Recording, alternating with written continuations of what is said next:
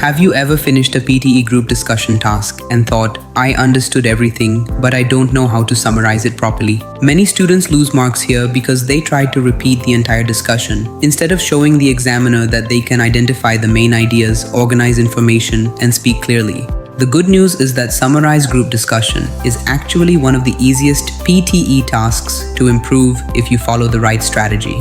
In this video, I'm going to show you a simple step-by-step method to summarize any group discussion, even when the speakers have different opinions, the topic is unfamiliar, or you miss some important points. Let's start with the biggest mistake students make. Many students think summarizing means saying everything they heard.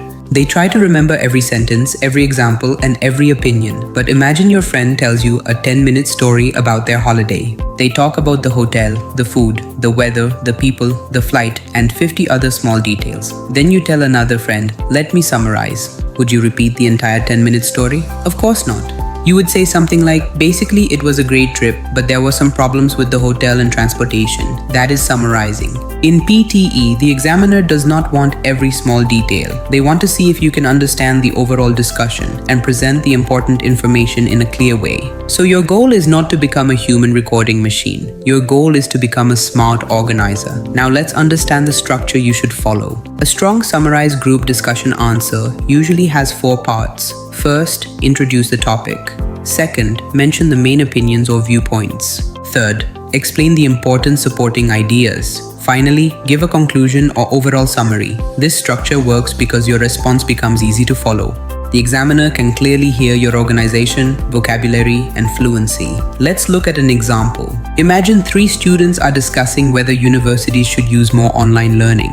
The first person says online classes are flexible and help students save travel time. The second person says face-to-face learning is better because students can communicate more easily with teachers. The third person says a combination of both methods could be the best solution.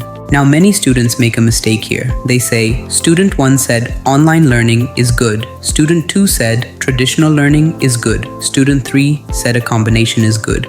This sounds like a list. It doesn't sound like a summary. A better response would be, the discussion focused on whether universities should increase the use of online learning. The participants discussed both the advantages and disadvantages of online education. While online learning was considered flexible and convenient, traditional classroom learning was valued for better interaction between students and teachers. Overall, the group suggested that a blended learning approach combining both methods could be the most effective solution. Notice the difference. The second answer connects ideas. It compares opinions. It sounds like someone who understood the discussion. Now let's talk about note-taking. During the task, don't try to write full sentences. Your brain cannot listen, understand, and write long sentences at the same time. Instead, write keywords. For example, topic online learning. Speaker 1, flexible, save time, convenient. Speaker 2, interaction, teacher support, classroom. Speaker 3, combine both, best option.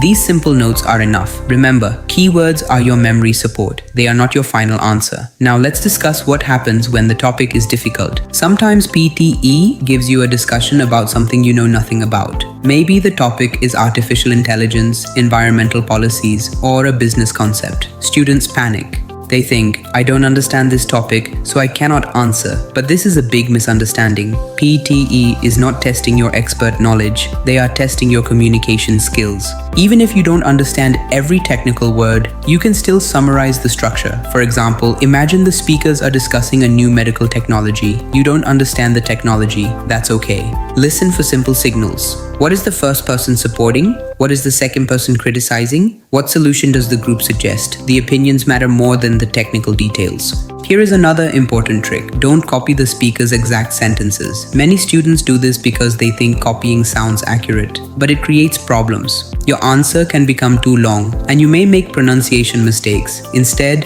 paraphrase. For example, if the speaker says, remote work enhances employee productivity by reducing commuting stress, you can say, the speaker mentioned that working from home can improve productivity because employees spend less time traveling. Same meaning, easier language. And remember, easier language with good fluency is better than complicated language with mistakes. Now let's talk about timing. Many students finish the task too early because they give only 2 sentences. For example, The discussion was about technology. The speakers talked about different opinions. This is too short. You are missing the chance to show your speaking ability.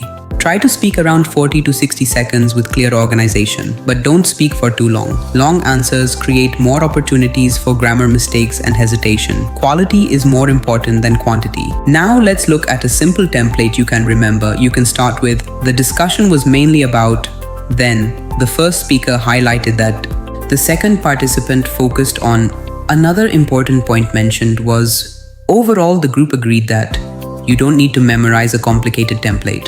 You need a flexible framework that allows you to adapt. Now let's talk about some common mistakes. The first mistake is giving your personal opinion. Remember, this is not an essay. You are not answering, what do you think? You are reporting what the group discussed. Avoid using phrases like, I think this is good. I personally believe. The second mistake is spending too much time on one speaker. Imagine a football match where one player touches the ball for the entire game. Would that be a good team performance? Probably not. Your summary should represent the whole discussion. Give balanced attention to different viewpoints. The third mistake is forgetting the conclusion. A good summary should feel complete. Your listener should think, yes, I understand the whole discussion. Now let's add a quick memory trick. Think of the discussion like a movie trailer. A movie trailer doesn't show every scene. It shows the important characters, the main conflict, and the overall story. Your summary is the trailer of the discussion. You show the important parts, not every small detail. Now let's imagine another example. The topic is whether cities should ban private cars in busy areas. One speaker supports the idea because it reduces pollution. Another speaker disagrees because it creates problems for commuters. A third speaker suggests improving public transport first. A strong summary would not say, person A said this, person B said this, person C said this. Instead, the discussion focused on restricting private vehicles in crowded urban areas. Some participants supported the idea because it could reduce pollution, while others raised concerns about inconvenience for commuters. Another suggestion was to improve public transportation before introducing strict restrictions. Overall, the group discussed the need to balance environmental benefits with practical challenges. That is exactly the style you want. Clear, organized, easy to understand. Now remember one final rescue strategy. What should you do if you forget some points? Don't stop speaking. Don't say, I don't remember. Don't panic. Use general language. For example, the participants also discussed several other factors related to this issue. This gives you time to continue smoothly. In PTE, silence hurts your score more than simple language. Keep your fluency alive. So let's quickly summarize everything you learned today. For Summarize Group Discussion, don't try to remember everything. Listen for the topic, opinions, supporting reasons, and final solution. Take short keyword notes. Use a simple structure. Introduce the topic, explain different viewpoints, mention important ideas, and finish with an overall conclusion. Avoid giving your personal opinion. Avoid copying sentences. Focus on clear speech and smooth delivery. Your goal is not to sound like a professor. Your goal is to sound like someone who understands a conversation and can explain it clearly. Practice this strategy with different topics every day, and you will notice improvement in your confidence, fluency, and PTE speaking score. Remember, a great summary is not about saying more. It is about saying the right things in the right way.